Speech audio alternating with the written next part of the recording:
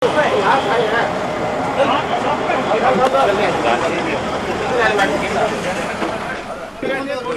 बहुत तो जाता है जी, हम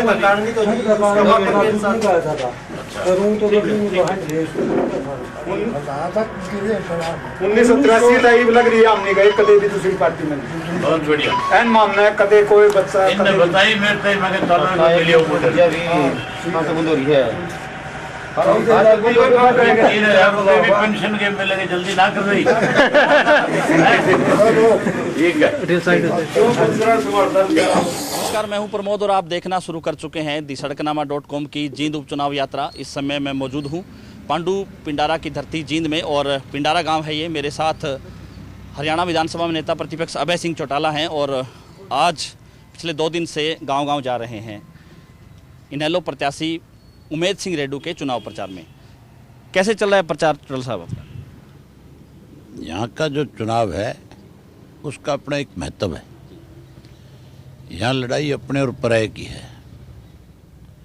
यहाँ तो ऐसे ऐसे लोगों ने आके ताल ठोकी है जिनका इस इलाके से कोई संबंध नहीं है, जो ना तो किसी गांव में किसी आदमी को जाति तौर पे जानते, ना रिश्ते के हिसाब से जानते, ना सामाजिक रूप से जानते, ना राजनीतिक रूप से जानते। वो लोग अपनी ताकत बढ़ाने के लिए इस उपचुनाव में आकर के खड़े हुए।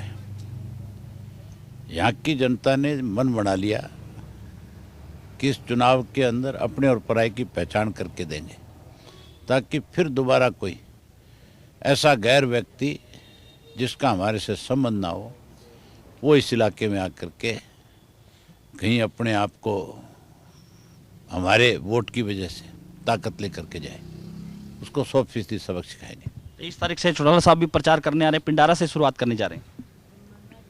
अभी 1-2 दिन में तय करेंगे कि उनके कहाँ से क्या कार्यक्रम बने, उसके बाद ही कोई बता पाऊंगा।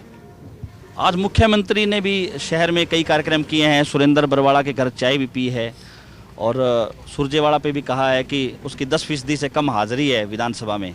और ऐसा हरियाणा के इतिहास में पहली बार हो रहा है कि कोई बाई इलेक्शन विधानसभा का और विधायक लड़ रहा है मौजूदा।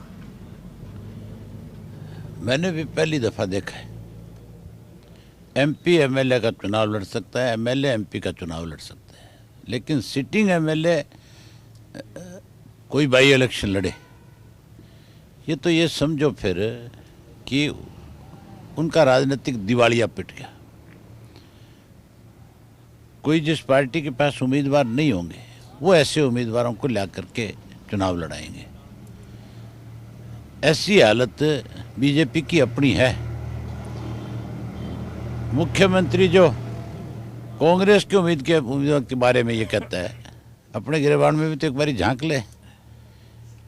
उनके पास भी कोई ऐसा उम्मीदवार नहीं था जिसको आगे करके वो चुनाव लड़ सकते। उन्होंने भी अपने भाजपा के जितने कार्यकर्ता थे उनको नज़रअंदाज कर दिया और डॉक्टर मिड्डा के बेटे को इसलिए चुनाव लड़ा रहे हैं कि शायद कोई सहानुभूति का वोट मिल जाए। डॉक्टर मिड्डा की तो आत्मा को भी 100% इस बात को लेकर के आघात पहुंचा होगा कि इन भारतीय जनता पार्टी के लोगों ने तेरे बेटे को बरगला करके इंडियन नेशनल लोकदल पार्टी की पीठ में जहाँ छुरा घुमाया है, वहाँ उसकी आत्मा को भी इन्होंने तंग किया है। मुख्यमंत्री ने दावा किया है कि हम चुनाव जीत रहे हैं, हमारा किसी से कोई मुकाबला नहीं है। जीत हार का फैसला तो 28 तारीख को लोग करेंगे। मुख्यमंत्री की मानसिकता, मुख्यमंत्री का छोटापन आपने मेयर के चुनाव में नहीं देखा कि किस भाषा का प्रयोग उन्होंने किया था। गांव-गांव जा रहे हैं आप, क्या फीडबैक आ रही है, समस्या क्या है, मास प्रॉब्लम क्या है जींद की? बता देना अपने की पराये की। तो कहीं ना कहीं जो चुनाव में तो सबसे बड़े प्रॉब्लम अपना और पराया है। धन्यवाद। ये थे मेरे साथ नेता प्रतिपक्ष अभय सिंह चौटाला, जिन्होंने कहा है कि जींद की जनता 28 जनवरी को अपने और पराये की पहचान करेगी और उसी को लेकर के पिछले 2 दिन से गांव-गांव जा रहे हैं।